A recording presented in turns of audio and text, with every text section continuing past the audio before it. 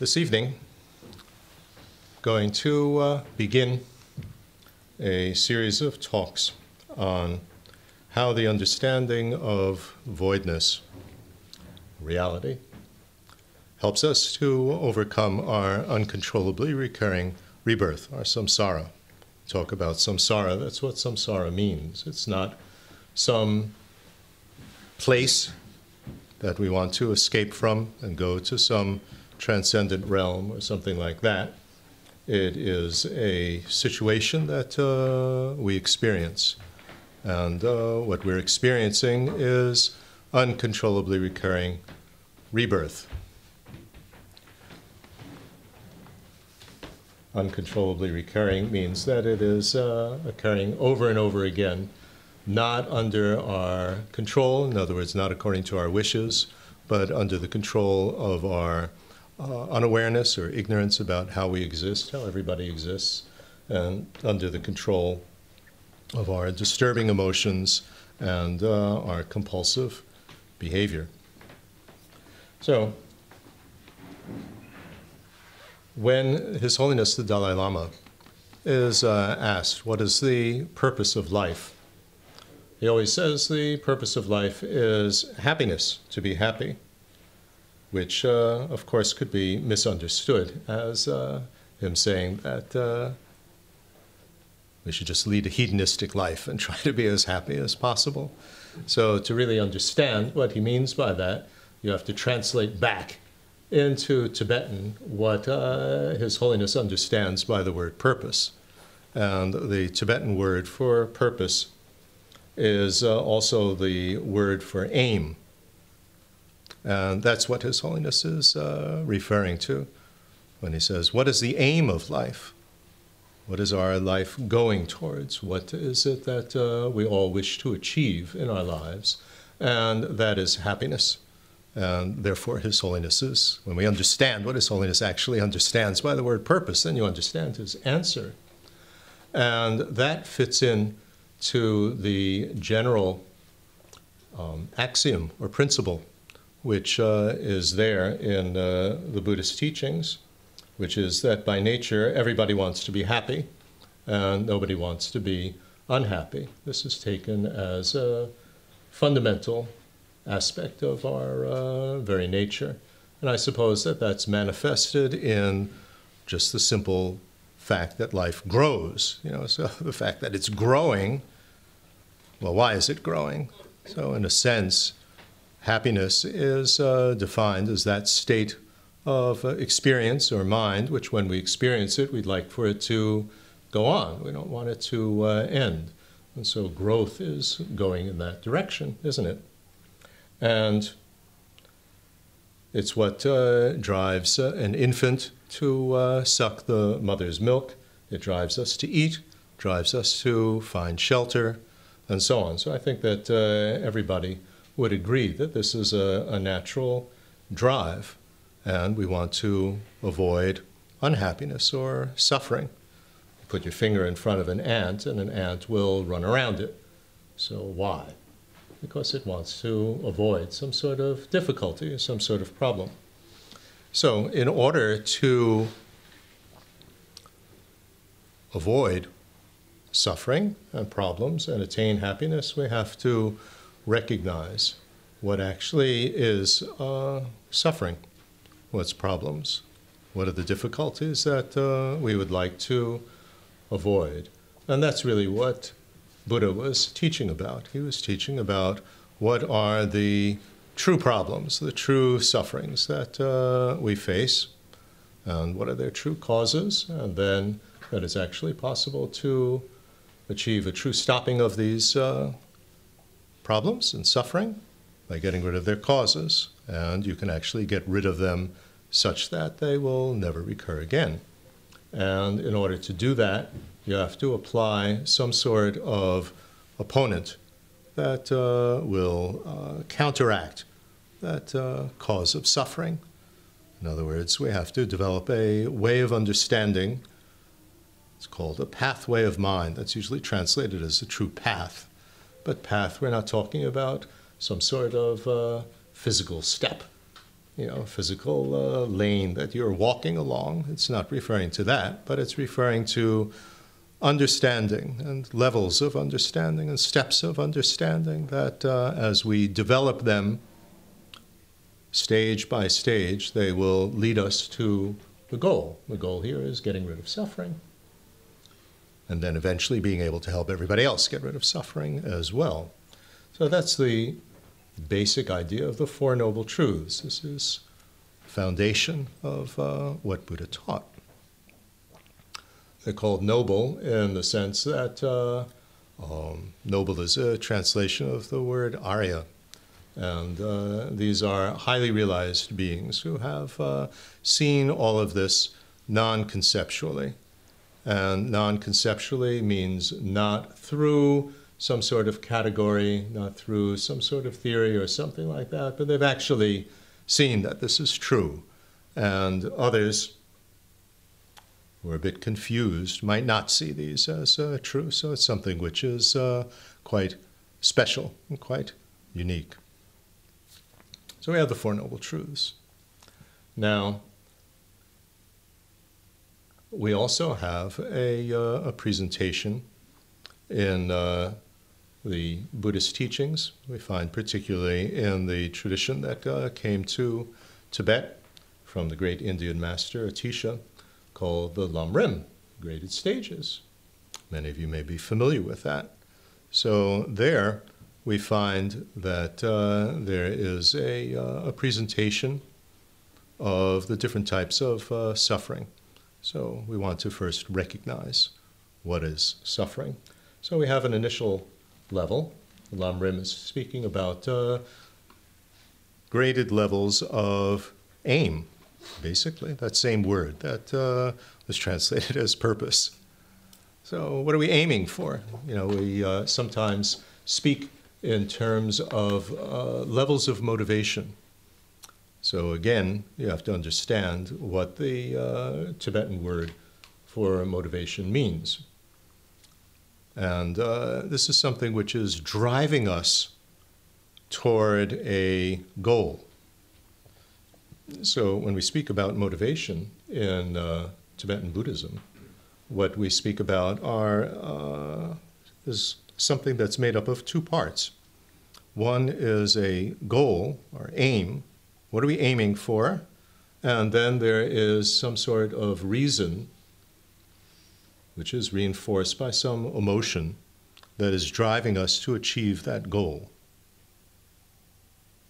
So it's specified in terms of these two factors. What do we want to achieve, and why do we want to achieve it? What is the emotional state that's driving us to achieve that? So initially, what we are motivated to achieve, what we're moved to achieve, is so-called better rebirths. Why? Because we think now, of course, we think in terms of rebirth. This is a basic assumption in the Buddhist teachings. That doesn't make it very easy, I must say, for us Westerners who don't think, we've not been brought up in any type of religious or philosophical system that asserts rebirth. Remember, Buddha was teaching to an Indian audience, and for the vast, vast majority of Indians, rebirth was, assumed that everybody, of course, believes in rebirth. But we Westerners, if we have any concept of rebirth, we think of the afterlife. It's taught to us in some of the biblical traditions of heaven or hell. That's sort of what rebirth is, but it's not something which is going on and on and on, from one lifetime to another. So I don't really want to get into the whole discussion of rebirth. That in itself is a topic for an entire weekend. But here on the initial level, we are basically moved to think about unhappiness. And unhappiness is certainly something that we all want to avoid. And if we think in terms of worse rebirths, basically, putting aside what forms, the hells and stuff like that, let's just get the general idea behind it. And the general idea behind it is being reborn in a situation in which we are going to be intensely unhappy. Unhappiness is that state of mind that when we experience it, we want it to go away. We don't want that.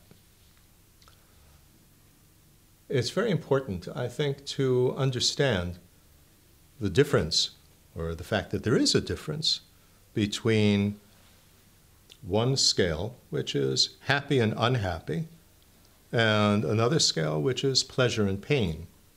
Very often, people confuse the two and think that they're the same. They're not. Pleasure, well, regardless of what the words are in our own languages, whether we have words that make a distinction, but in the original languages, there are different words. And so pleasure and pain are physical sensations. And, people respond to those physical sensations in different ways. We're not talking about simply pleasure or pain. We're talking about a mental state in Buddhism. The mental state is happy or unhappy. Some people can be intensely unhappy while they are experiencing some sort of physical pleasure, even. Some people can be quite happy when they're experiencing pain. So they don't exactly go together, or necessarily go together.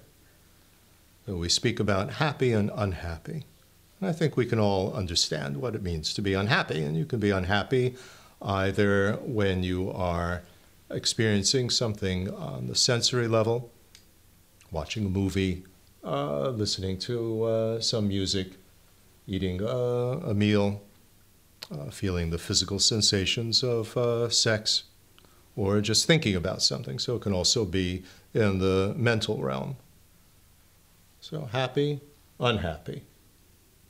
So that's what we're talking about here, that in these worst states, we would really be unhappy all the time. So that we really want to avoid. And so we want to achieve states in which we are going to be happier. Why do we want to be happier? Well, if we think on a deeper level, in order to be able to go further in our development, not just to be happy. Okay, and what drives us to that is basically a healthy fear of unhappiness. I really don't want that. There's healthy and unhealthy type of fear. There's fear of things which are irrational. There's also fear of things like, a mad dog with rabies that you want to be careful with and avoid because you don't want to get bitten. So that's a reasonable type of fear. And then there's another variable with fear, which is when it is hopeless and helpless. There's no way to avoid what it is that you fear. And then there's the other situation in which, there is a way to avoid it.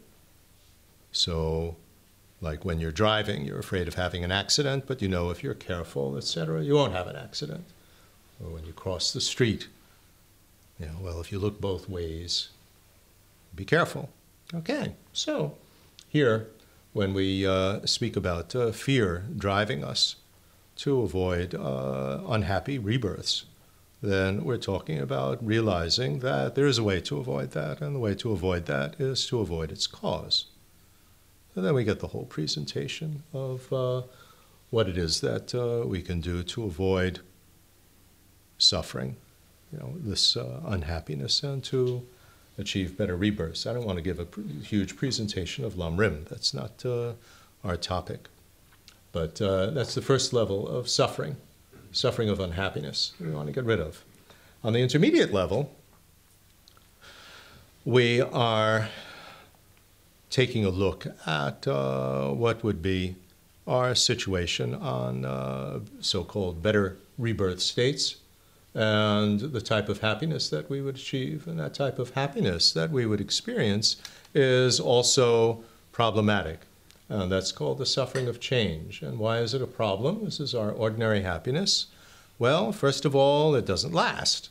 Secondly, it never satisfies. We always want more. And if we have too much of it, then either we get bored with it, or, because it's not stimulating, so you want something new, something different, or it turns into unhappiness, like you eat your favorite food. Well, if it was really happiness, the more you ate, the happier you would become. But obviously, you reach a point where you're full, and eating any more would be very uncomfortable. So this is a problem with this type of ordinary happiness. And it's insecure. You never know what's going to come next, when it's going to end. And your moods are going to go up and down, happy and unhappy. So that's our ordinary type of happiness. So this is not really the best thing. And then we have what's called the all-pervasive suffering of uncontrollably recurring rebirth. And that's really getting to our topic for this weekend, which is how do you get rid of that? And when we speak about uncontrollably recurring rebirth, what we're, as the all-pervasive suffering, this is rebirth with the type of body and mind that are going to be the basis for experiencing this up and down swings of happy and unhappy. If you get rid of the basis for experiencing it, then you're not going to experience the first two types of suffering. And so that's the way to get rid of the first two types, which is to get rid of this third type, that we continue to have rebirth with the type of body that and mind that is going to have these swings of up and down, happy and unhappy. And of course, the conditions that support that, like getting sick and growing old, and, if we're a human, having to find a job and all this sort of stuff that we experience. Now, so what we're aiming for is what's so-called liberation. We want to get liberated from this uncontrollably recurring rebirth, which doesn't mean that we go off to some other place and go off to some transcendent realm. But Buddhism asserts that the continuum of experiencing things, our individual experiencing things, is going to go on forever. But we don't want it to go on the basis of uncontrollably recurring rebirth, with a type of body and mind that is just going to experience over and again the up and down swings of happy, unhappy, happy, unhappy. And we're moved to try to achieve that goal by what's called renunciation, which is not a terribly good word for translating the Tibetan or the Sanskrit. What it means actually is a strong determination. It's a determination to be free of this. I really want out. And the emotion behind it is not that you're angry with it or angry with yourself that I'm so stupid for causing this or anything like that. It is much more has the flavor of being bored.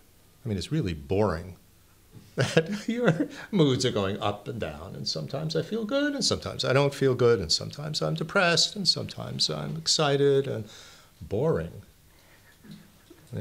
and having to, be reborn again and be a baby. I mean, what a drag to be a baby again, and that you're wetting yourself, and you can't express anything, and all you can do is cry, and horrible. And have to go to school again, and make your way in life, and find a partner, find a job. Then you're going to get sick, and you grow old, and boring. So we want to get out of that. So that's this renunciation, this determination to be free. And it is based on understanding what the causes for it are, that it actually is possible to avoid it, to understand what liberation means. It doesn't mean to go off to some other transcendent realm or a paradise, and to be convinced that it is possible to attain it. So it's a very rational striving, not just wishful thinking. Okay, now, if we look at other systems, then animals want to avoid unhappiness. So, squirrels put away nuts for the winter, and, animals do their best to avoid uncomfortable, difficult situations. So we can do more than an animal. And if we look at many of the world religions, they also teach a way to avoid the so-called worldly happiness by teaching methods to go to heaven, go to paradise. So that's nothing new or special about Buddhism. And even if we speak in terms of overcoming uncontrollably recurring rebirth, even that you find in many non-Buddhist Indian systems. They also teach about samsara. They have the same word, uncontrollably recurring existence, or rebirth. And they also teach about liberation from that, what they call moksha in these systems. But and they also, it's quite interesting, will assert ignorance, unawareness of reality as the cause for uncontrollably recurring rebirth. And they will also teach an understanding that will counter that ignorance and will lead to liberation. So what's special about the Buddhist teaching is that it identifies much more accurately.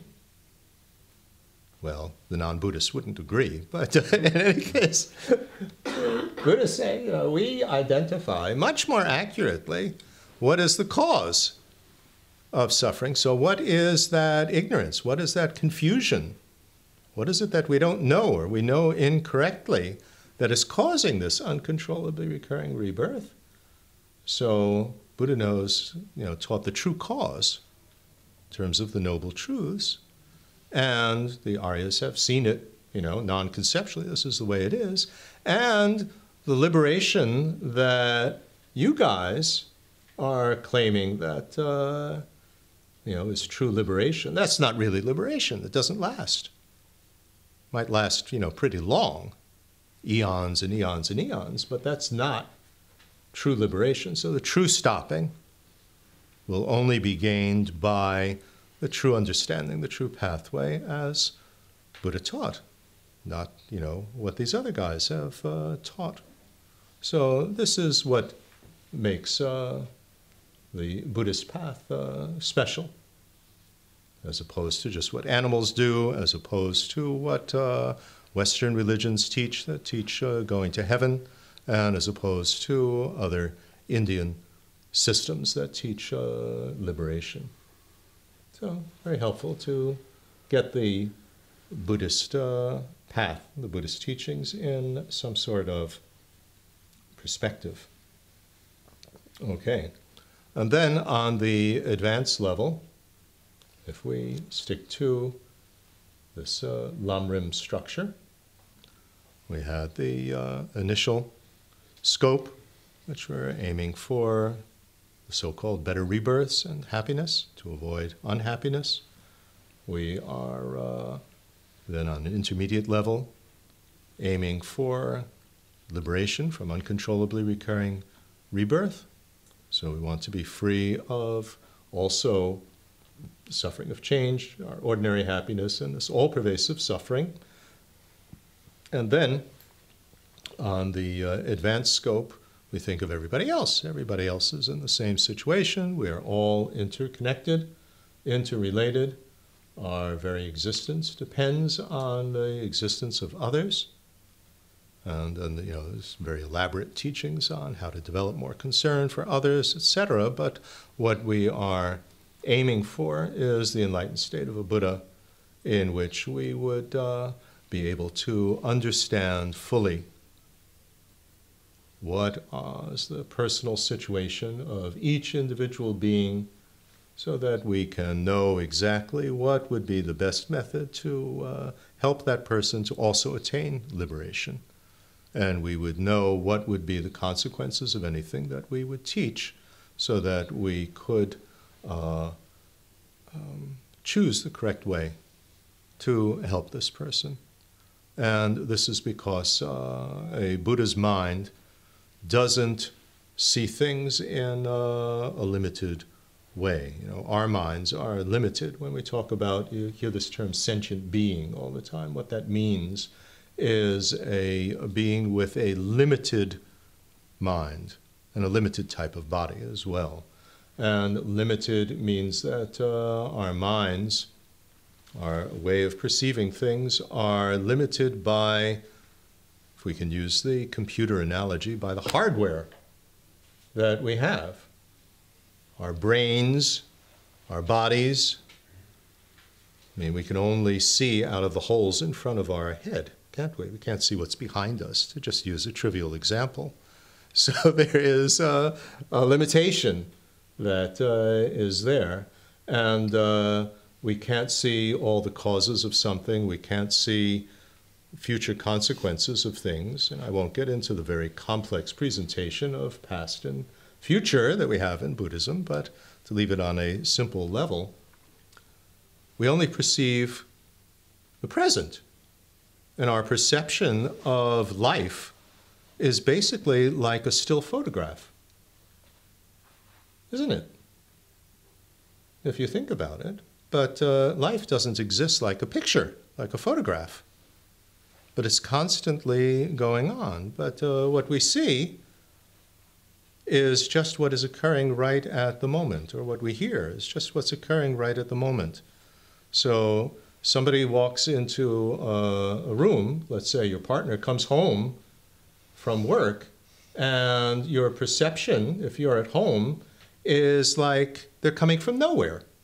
You have no idea what happened to them during the day, which is obviously affecting their mood, and you just respond to what you see. And likewise, the partner that comes home has no idea what your life must have been like at home. Let's say if you were taking care of the children and what mood you might be in, and they just see you. And then there's the expectations that, you should be completely fresh and totally available for me. And it doesn't work, as I'm sure everybody knows from your own experience. That's because of our limited hardware. We just perceive everything like a still photograph. Here it is. They've just arrived and now completely isolated from the past or all the different things that have happened. So a Buddha's mind doesn't do that. And in order to be able to actually help others and know how to help them, if we just use this example of limited scope, in terms of just what somebody did during the daytime before they came home, then we see that if we could be aware of the whole background of somebody when we meet them, we would have a much better idea of how to help them, how to respond to them, how to interact. So this is what we are aiming for in becoming a Buddha. And a Buddha doesn't have this type of body that we have that is limited by big hardware problems. We have it's like a bottle of milk with an expiration date. And you cough. And what a drag to have, this is involuntary, isn't it? And then this poor lady has to leave the room because she's coughing. Now, did she want to cough? No. But the type of body that we have causes these type of interruptions, doesn't it? And as I was starting to use the analogy, we're like a bottle of milk with an expiration date, and this body is going to expire, and it's an unknown expiration date, which is really scary, isn't it? Because you never know when it's going to turn bad. And when you start to get dementia, or you get cancer, or something like that. So, quite awful.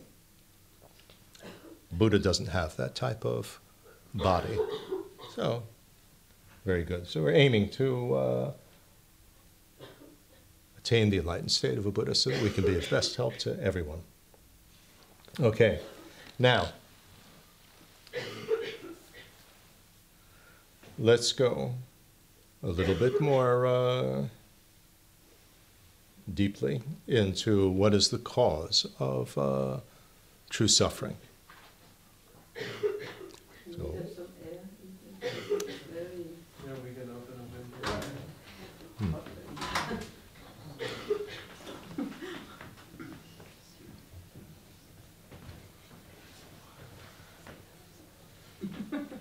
someone give her a glass of water. No, I'm getting one. Yes.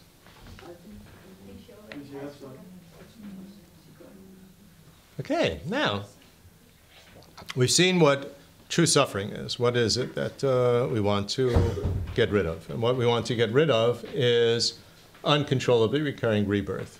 And we want to get rid of that by getting rid of its cause. So we need to identify more clearly what is the cause. Now, we have these three levels of suffering. There's unhappiness, there's our ordinary happiness, and there's the uncontrollably recurring rebirth, this all-pervasive problem. And what is specified by Buddha is what's translated as ignorance. Ignorance is the cause. Well, in English at least, the word ignorance has not a very nice flavor to it. It sounds as though you're stupid. And that's not really what we mean by it. What we mean, if you look at the definition, is, according to some definitions, it means that we just don't know. Just don't know. Well, there are two things that we don't know. I'll get to that, but it just means not knowing. And the second explanation of it is that we know in an inverted way, in a way that's opposite to the way things are. So that's what we mean. So I like to use unawareness. We just are unaware. We just don't know. Now, there are two things that are specified here. We're not talking about not knowing your name. That's trivial. That's not, could be a cause of some problem, obviously, but that's not, that's not what we're talking about here. So we're talking about two things that we're unaware of. One is behavioral cause and effect.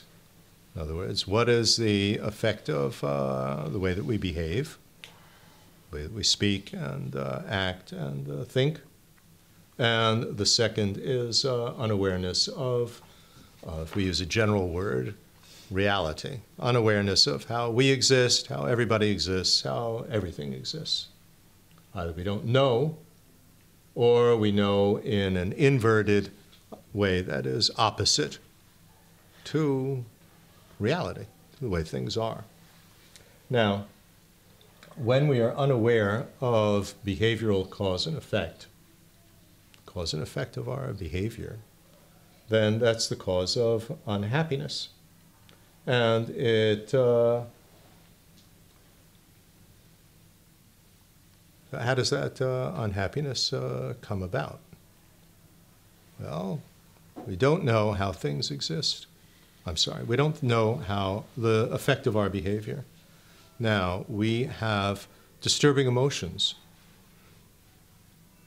And under the influence of disturbing emotions, which would be like greed and attachment, or anger, or naivety, we're naive about the effect of our behavior. on ourselves or on others, then we act in a compulsively destructive way.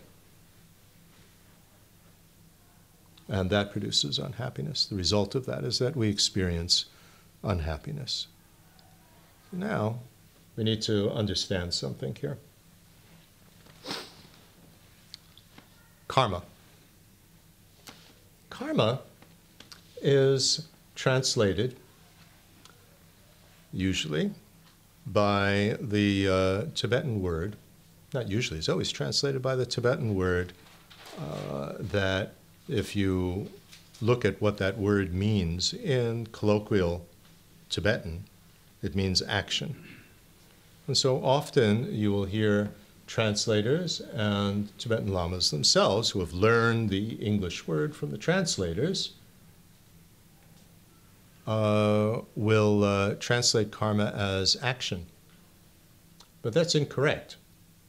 If action was the problem, the troublemaker, then all you had to do was stop doing anything and you would be liberated, which is clearly not what is intended here.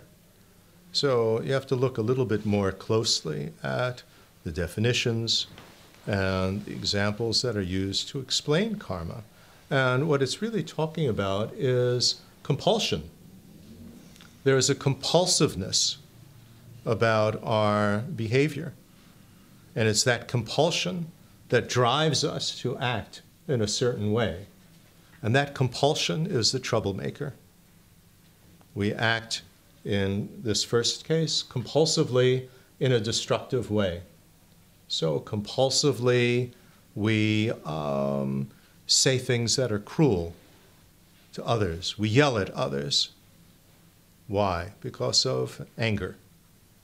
And we don't know, we're confused about the result of yelling at somebody. It's certainly not going to make them happier. And it's not going to make us happy. You're not happy while you're yelling at somebody. Or we hurt somebody. Or we hurt ourselves. But it's a compulsion, or compulsively you lie. Compulsively you steal.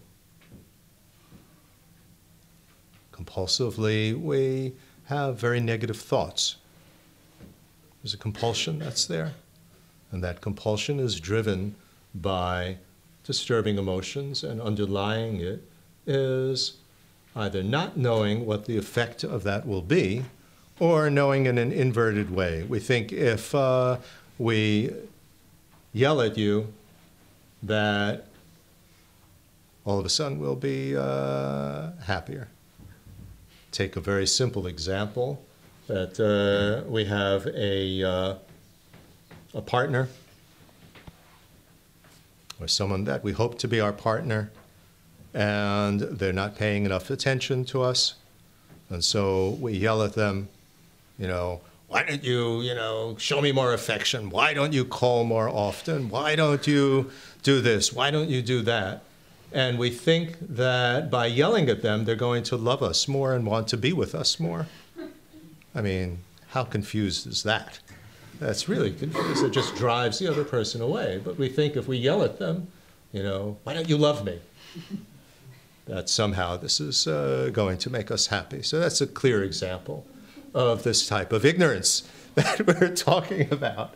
And it's based, of course, on this, longing desire, I need you, I can't live without you, and anger, that you're not paying enough attention to me.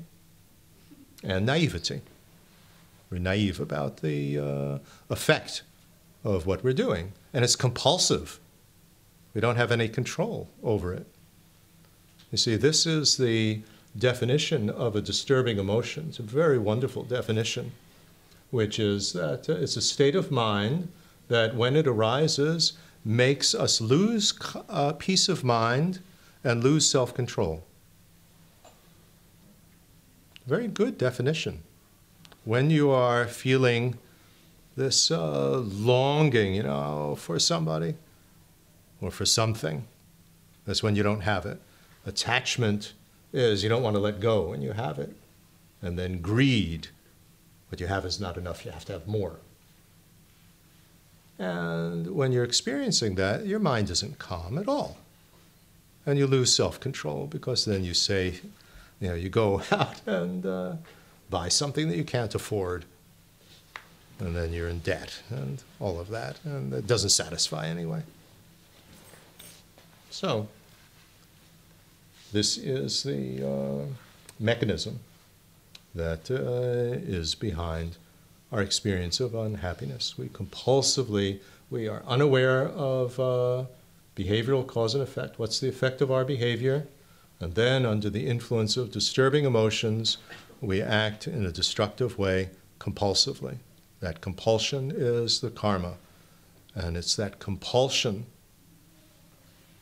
then, when we, either the compulsion itself, or in which we start to plot how we're going to do something, or the actual, action that comes from that, that combination is what is going to, what should we say, lead on, building up a habit and so on. So it reinforces the compulsion. It just comes up. Okay. It's very important to understand karma properly. You have to identify it as the troublemaker. I mean, this is what you want to get rid of. That's what we want to get rid of. When we talk about getting rid of karma, is the compulsiveness of our behavior. Have our behavior based on discriminating awareness, it's called, to discriminate between what's helpful and what's harmful. And then you choose, obviously, because you want to be happy, to choose what will be beneficial. No. It's like that. Let me take a moment to digest that.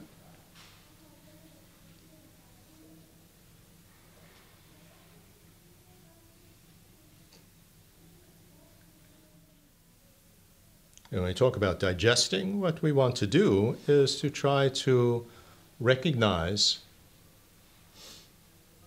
the compulsive aspect about some of our destructive behavior.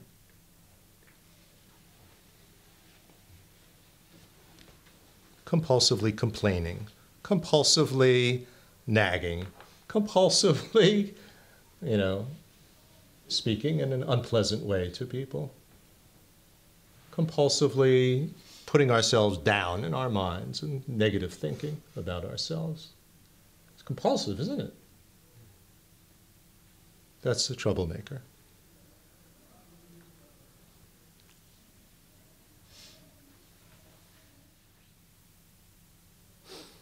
Okay, let's take a break and then continue.